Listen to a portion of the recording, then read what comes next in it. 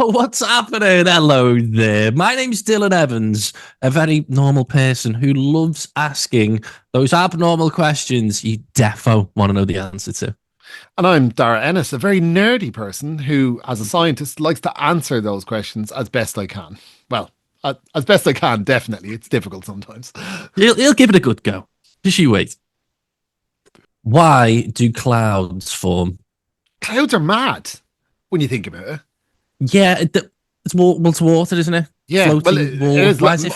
Yeah, mostly water. There's a few other things in them, but yeah, it's mostly water. And they can weigh 500 tons. Yeah, and how's it up there then? Yeah, because they're really big. That's why they're really massive. They're huge in volume. So in density, they're quite low.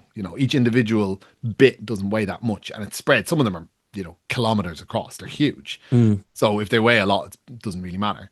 But yeah, it's just water. That's the thing. So when air can hold water depending on how hot it is. So hot air can hold more water. So hot and humid, that's a thing. Cold and humid, much more difficult, and it can't hold as much. And rising air cools and expands. So, it's coming under less pressure. So it's not being squeezed as much, and it's getting a lot colder. So it's getting colder and bigger and bigger and bigger. And that's what happens. So the water vapor that's in them is getting spread further and further out. And the vapor condenses because the air can't hold it, because it's colder, and the vapor starts to condense. If there's anything that it can condense on, this can be specks of dust, other like ice crystals, anything like that, it will start to form a cloud around them. And that's what happens. It needs some sort of seed, some bit at the start. And if you want to do an experiment to show how this works, and it's really cool, is if you get really, really pure water, so like really pure spring water or like distilled water or anything, and put it in the freezer in a bottle, a very clean bottle, it won't freeze. It'll stay liquid. But when you take it out and you hit it or you tap it or you move it, it solidifies immediately Why is that though? because it needs to solidify around something. So the movement causes it to bang against the side of the bottle, and it causes a nucleation point, and then it goes. That's mad. So and clouds kind of need that too. So they need something, but there's always stuff, like the air isn't totally clean. There's always dust and things in the air. And that's all it is. And then they just gradually form and get bigger and bigger and bigger. And once they reach a critical point or height or density, they can't contain the water anymore, and it falls. I've never thought this much about clouds. Not Yeah, gonna they're so lie. cool. And there's so Yeah. many different types. And they all have different things. And some form really, really high, and some are much, much lower. And they contain like ice, literal ice, and it falls and melts on the way down and turns into rain. But if it's so Oh, so cold it's mostly underneath, like ice. a lot of it is ice. Yeah, ice Like, crystals, what really would it be small. like if I went like that on a cloud? It would feel like fog. Much, Oh, okay. much Oh, thicker yeah, yeah. fog. So it doesn't feel like, Oh. you don't feel it. The crystals we're talking about are absolutely microscopic, and in the right conditions, they'll join together and form snow, or they'll form Mm. hail and things. But a lot of the time, they'll fall and as rain.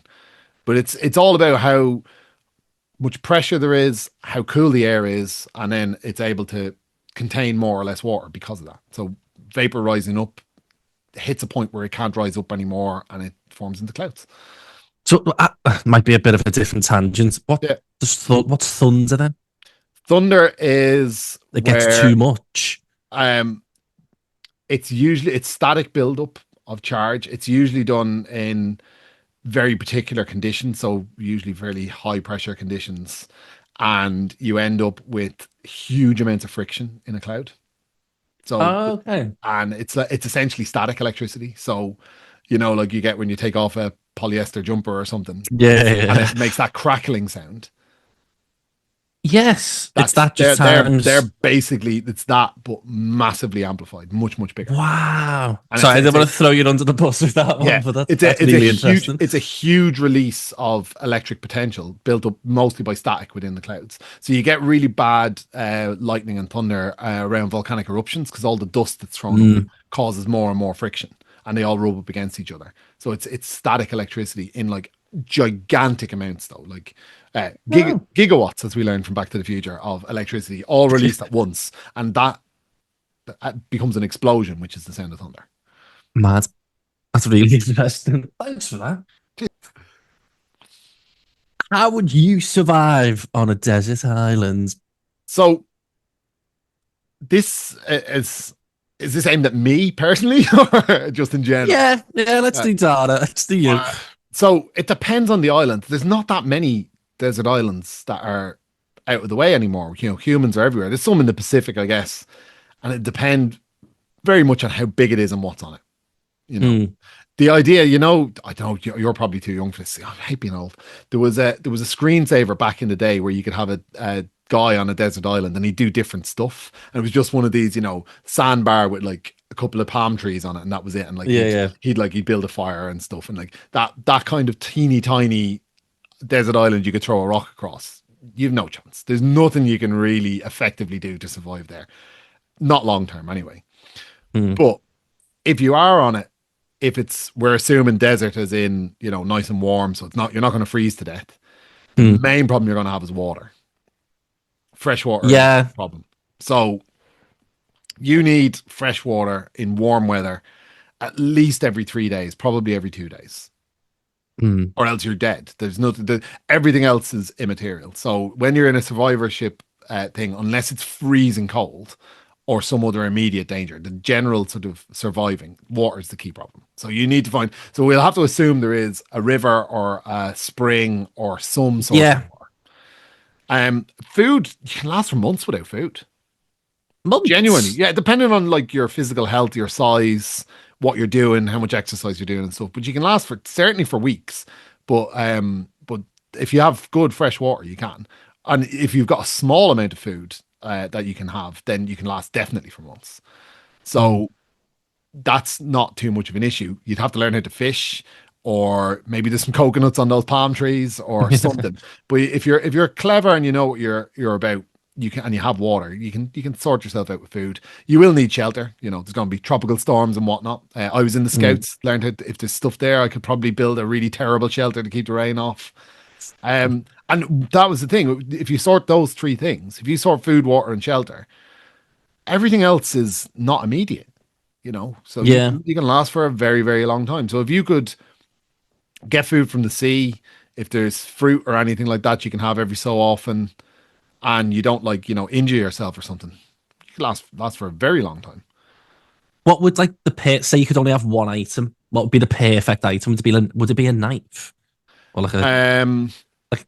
I'm well, trying to think. assuming we're not having like, some way of signaling for people or something. If as a tool, I would say something like a hatchet or a machete. Oh yeah, I So suppose. bigger, Yeah. or a proper big survival knife with a saw blade on one side and a sharp one on the other. Mm. Um, and that would Oh, yeah. be right up there. The other thing would be a flint, so you can make fire. Oh yeah, I suppose. Yeah. Fire helps a lot. You can cook food. You won't get food poisoning as easily. Food poisoning will kill you if you're thing. Or you can boil water. If the water's not clean, you're finished as well. Yeah. That's another thing that people don't seem to realize is that all water is not clean. So even if you're on a desert island, there could be amoeba in it that give you dysentery. Yeah. That's you finished. You know, you can't. You're not exactly going to be able to go get some anti-diarrhea medicine down the pharmacy. Never So know. so something to make fire would be really good, or a knife. Mm. But yeah, once you learn to do that, then you're probably good for months and months. That's the thing. And then you just have to figure out how to get home. But there's actually very few places where this is an issue. There's very, very few. You'd have to go to a very remote part of maybe the Pacific or the Indian Ocean, or something like that. If you're not in a warm place, if you're in like the South Atlantic or something, that's much more difficult. You cooked the. Yeah, so you're going to be cold. You have Mm. to find shelter. There's limited things to burn in a non-tropical environment. You know, there probably won't be very much wood on a desert island. On a deserted island, there's probably just rock and stuff. So keeping warm would be very difficult. There's not as much food in non-tropics. Like the tropics are teeming with life, whereas the South Mm. Atlantic isn't.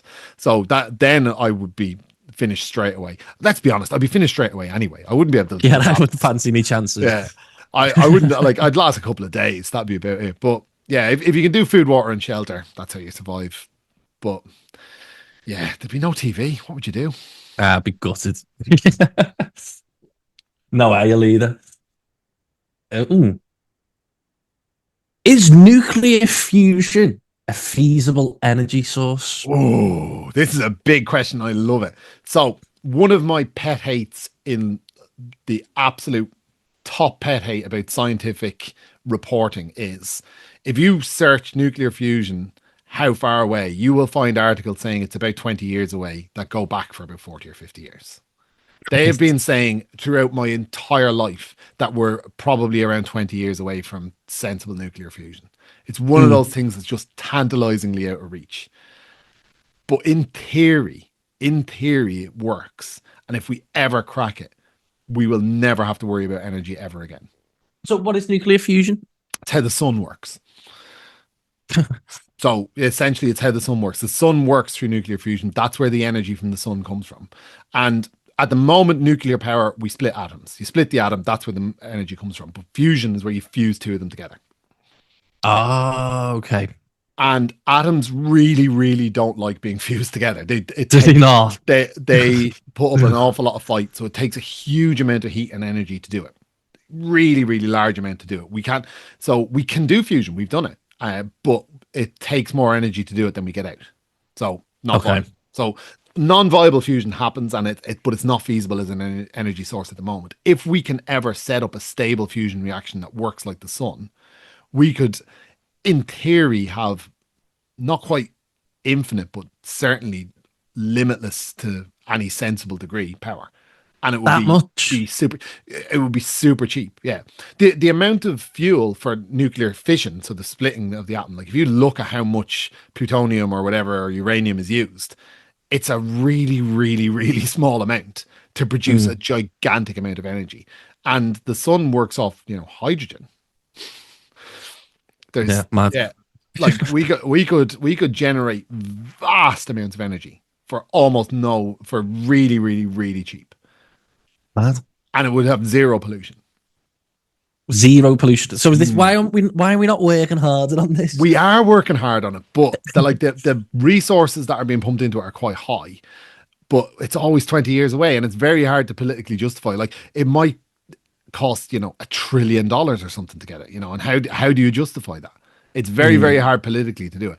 If we were a united Earth and it was one country and everybody went, right, we need to do something and we could all get behind it, then maybe. If it was Right. like, you have to remember the Manhattan Project only happened because the USA and the other allies, but mostly the USA, turned a vast amount of their economy to the task. Tens of thousands of people worked on it. The equivalent of hundreds of billions of dollars were pumped into it in a very short space of time.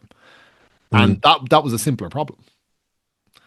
Yeah, I suppose. So, the big physics breakthroughs, when they happen, are like they change everything, but a lot of the time they cost a lot of money and they cost a lot of effort. But yeah, it is feasible, and we could get an awful lot of heat and energy from it, basically by making a controlled miniature sun. But if we could do that, the possibilities are endless. Now, no matter what it is, the companies who license it will still charge the average person an absolute fortune, even if it costs them nothing, because that's how they work. But in theory, humans could have energy for whatever they wanted. That's boss. Mhm. Well, fingers crossed, Ed. Yeah. Fingers crossed. How does color blindness happen? This has always interested me. Yeah, color blindness is relatively straightforward, actually. So in your eyes, there's two types of cells that detect light: the rods and cones. Rods detect mostly low level light, so that's what we use at nighttime and low light situations. And cones detect color, and that's how they Okay. work. And this, for most people, the vast majority of people, they've got three different types of cones. They detect red light, green light, and blue light. So, like, your TV, RGB, that kind of Yeah, stuff. yeah, It's the yeah. same kind of idea. So, the red ones detect things from red through to sort of orangey, green goes around the middle, and then blue does blue down to purple. And they overlap a little bit, but that's how they pick them up. And depending on how much signal each of these different types get, your brain figures out what color something is. So, Okay. if it's a mixture of two, if it's a mixture of red and blue, it makes it purple, all that kind of stuff. It's all in your head, basically, and literally as well in your head. And that's how it works. And for most people, that's just how it works. But some people don't have all of these, or some of them are malfunctioning. So some of their cones don't work at all or as well as they should. or they don't even have them. So if you don't have the red one, you can only detect greens and blues. Anything with red in it is visually something else. And if some of them don't work properly, the overlap between them just completely overlap, and you can't tell the difference. So like my grandfather couldn't tell the difference between red, brown, and green very well, and that's quite common. That one in particular is quite common, and that is more common in men. Oh, So color why? blindness is way more common in men than women. Is it? Yeah, because What? it's the the genes that control this are on the X chromosome, and in Okay. humans, females get two X's and males get one. They have XY. That's part of what makes us male and female. And if you've got a defect on one of them in a female but not on the other, you're not colorblind. So the other one compensates for it. But men only have one copy, so you're way more likely to be colorblind than Okay. your man, like way more likely. Um, and weirdly, because of that, because they've got two copies, women sometimes have more than the RGB, so they can actually be called superchromats or tetrachromats, where they've got four different types of cones. So do you know Oh, the wow. way? Look, every man at some point has had a discussion with at least one woman, possibly their partner or their mother or their sister, where they're saying, "Look at the difference between these two colors," and you genuinely think they're the same. I have this argument all the time, but like, or my fiance will be like, "That's orange," and I'm like, "It's red," Yeah, and and like we always argue about that. Yeah. so when tested, on average, women can detect way more nuanced colors than men can. Like men Hmm. will do like broadly colored. If they're not colorblind, they'll know the broad colors.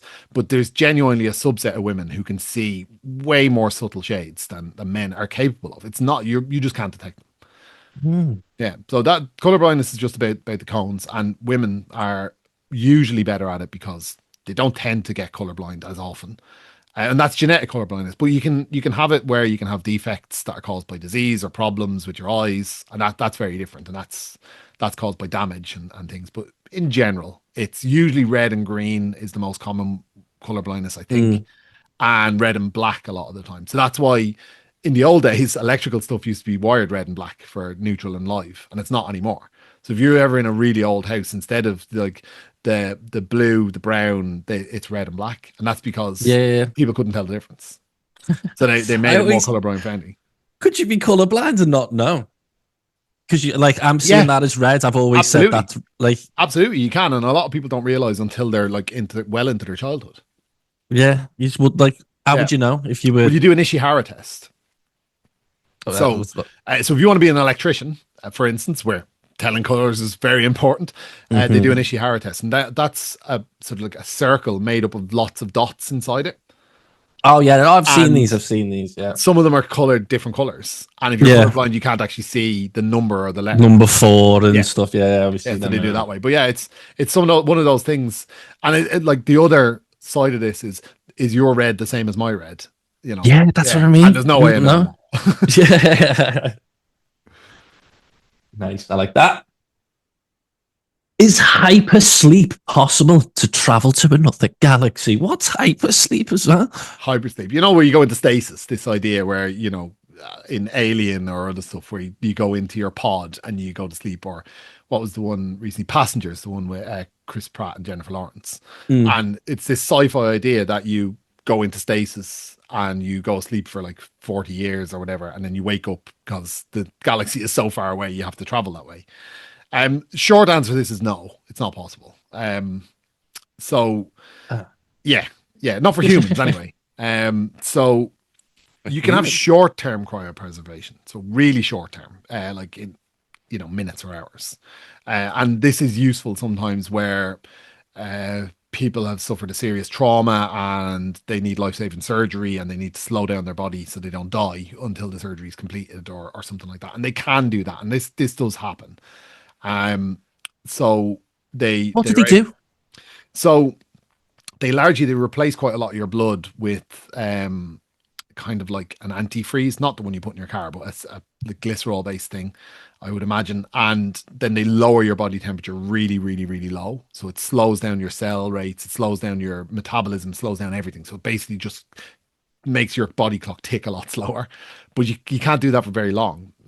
So in the longer term, ice crystals form inside your cells. So your cells are filled with liquid, and Mm. these ice crystals form and they'll rupture your cells. They'll break your cells, because water expands when it freezes. It gets bigger. You know, if you So how long can you do this for? for a human, like an hour, I think is about as much as they do. Oh, And did Walt Disney not do this, or is this a oh myth? no, he froze himself, but he hasn't woken himself back up. He's dead. He's just got a frozen body, allegedly. But some people do. Some people do like the cryogenics, where they when they die, they freeze their body in the hope that in the future they'll be able to thaw them out and bring them back to life. That's mad. But they're Is he dead. still They're dead. froze? Is Walt I, Disney still? I don't know. I about don't Walt know. I Disney. don't know how true it is Yeah, is with that a Disney, myth? but there are genuinely people who have done this. There are companies that offer where you can do it. But right now, all they're doing is freezing your body. They can't regenerate you. They can't bring you back. Mm. Um, and that's the thing, is you can freeze someone, no problem. That's easy. It's bringing them back alive is the problem. Because the ice crystals form. So if you put like a water bottle into the freezer and it freezes, Yeah, the cap will pop off. You know, if you forget your beer in the freezer, it'll pop off. yeah, I've done that. Yeah, everybody's done it. And that's a problem. So it all freezes up and the cells all rupture. Every like loads and loads of cells across your body rupture, and that's when you've thawed them out. All the cells have ruptured. If they weren't dead when they went in, they will be when they wake up. Mm. You know, humans are really complicated. We can't do this. Some animals can though. That's the thing. That's it is theoretically possible to freeze an animal for quite a long time. So Like what? And come back alive. yeah. So there's bats that hibernate and their body temperature drops right down to like near freezing, to like very low single digits. And they stay like that for ages. There's frogs that do it as well. There's a frog that freezes basically solid every year, and it wakes up for the winter, you know, and it wakes up and just hops off, not a bother. So there are some animals that can do it. They've got natural antifreeze in their blood and in their cells, so they've got built-in antifreeze. So they've evolved to do this, and we have absolutely not evolved to do this. So we'd need to, if we were going to do it, we'd need to genetically engineer us in some way To be like frogs. to be more like frogs. Yeah. So frog humans are going to the other galaxies. Yeah, exactly. And like some animals, like a scorpion, you can freeze a scorpion inside a block of ice and leave it there for ages, and then thaw it out with like a blowtorch, and it'll wander off, not a bother. Oh, mad. Yeah.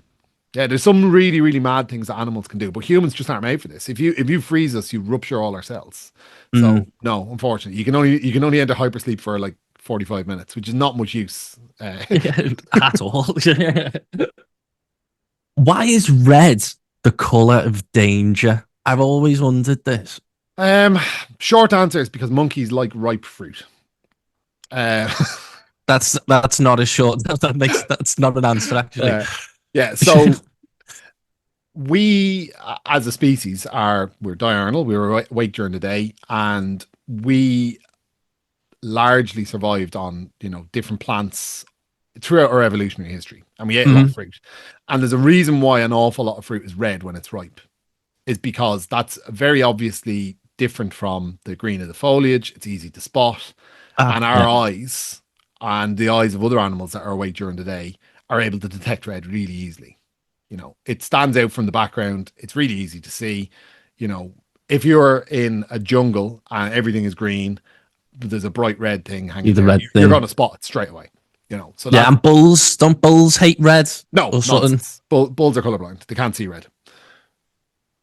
No, I've seen the men with the little. Yes, but it's not true. So that it's the dude. No, it's the toreador. It's the matador waving their cloak or their flag. It's the waving of it. They're taunting them. It's not. So I always thought like in the cartoons, it's always anything red. Red rag to a bull. Yeah, no. Bulls. I don't think bulls can see red all that well. It's being teased it's being teased and taunted that makes them do it.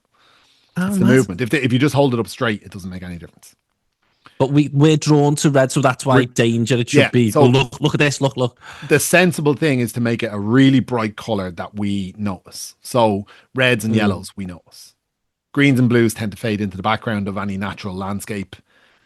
So yeah, reds and yellows. And most fruits are red, yellow, orange. If you think it through, most of them are when they're ripe. Yeah, I suppose so. Actually, and depending on the fruit and depending on what it naturally was, its seeds were spread by, the color will be different.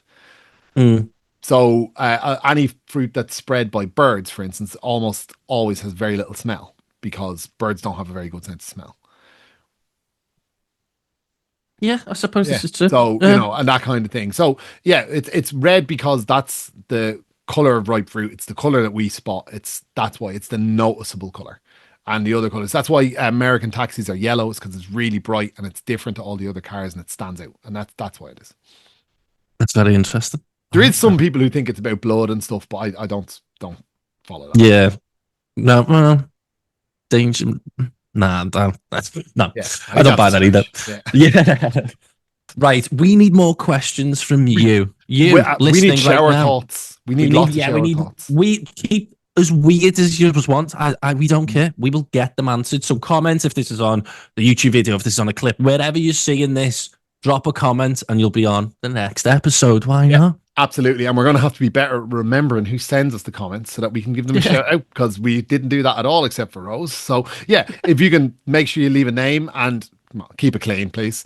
Something we can say on air. To an extent. To an extent. But yeah, don't be afraid to ask really weird stuff. You know, really, really odd stuff. It doesn't have to be sensible. It can be nonsense, and then we'll stick it in shower thoughts. We love a bit of nonsense. Yes, we do. But this show doesn't work if we don't have questions. Mm-hmm. And Dylan can't come up with all the gold all the time. We need something from you. I'm guys. trying. I'm really, really trying. And make sure you subscribe as well. Subscribe to the little share button on share. Yeah, send it to your mates. Yeah, great.